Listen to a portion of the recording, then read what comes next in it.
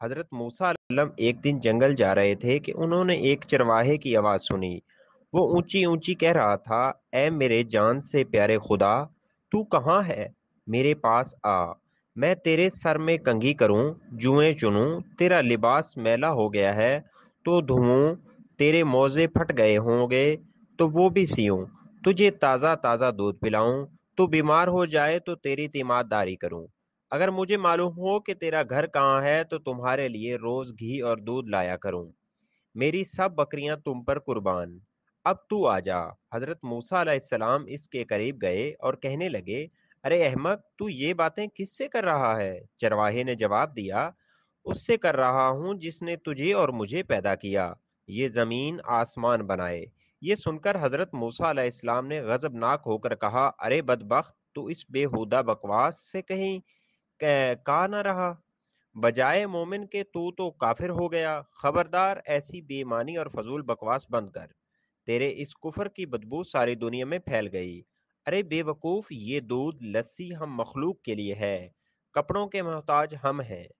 حق تعالی ان حاجتوں سے بے نیاز ہے، نہ وہ بیمار پڑتا ہے نہ اسے تیمارداری کی ضرورت ہے، اس کا کوئی رشتہ دار ہے۔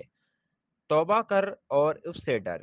حضرت موسیٰ علیہ السلام کے غیظ و غضب میں بھرے ہوئے یہ الفاظ سن کر چرواہے کے اوسان خطا ہو گئے اور وہ خوف سے تھرا تھر کانپنے لگا، چہرہ زرد پڑ گیا اور بولا، اے خدا کا جلیل القدر نبی، تو نے ایسی بات کہی، میرا منہ ہمیشہ کے لیے بند ہو گیا اور مارے ندامت کے میری جان ہلاکت میں پڑ گئی۔ یہ کہتے ہی چرواہے نے سرد آہ کھینچی، اپنا گریبان تار تار کیا اور دیوانوں کی طرح اپنے سر پر خاک اڑاتا ہوا غائب ہو گیا۔ حضرت موسیٰ علیہ السلام حق تعالیٰ سے ہم کلام ہونے کے لیے کوہ طور پر گئے تو خدا نے فرمایا، اے موسیٰ، تو نے ہمارے بندے کو ہم سے جدا کیوں کیا؟ تو دنیا میں جدائی کے لیے آیا یا ملاب کے لیے؟ خبردار، اس کام میں احتیاط رکھ۔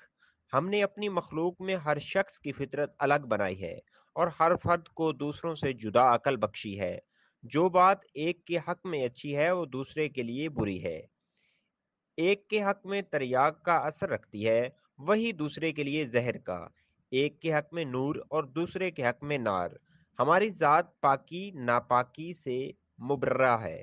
اے موسیٰ، یہ مخلوق ہم نے اس لیے پیدا نہیں فرمائی کہ اس سے ہماری ذات کو کوئی فائدہ پہنچے۔ اسے پیدا کرنے کا مقصد یہ ہے کہ اس پر ہم اپنے کمالات کی بارش کریں۔ جو شخص جس زبان میں بھی ہماری حمد و ثنا کرتا ہے، اس سے ہماری ذات میں کوئی کمی پیشی واقعہ نہیں ہوتی۔ حضرت موسیٰ علیہ السلام نے جب خدا کا یہ عتاب آمیز خطاب سنا تو سخت پشیماں ہوئے اور بارگاہ الہی میں نہایت ندامت اور شرمساری سے معافی مانگی۔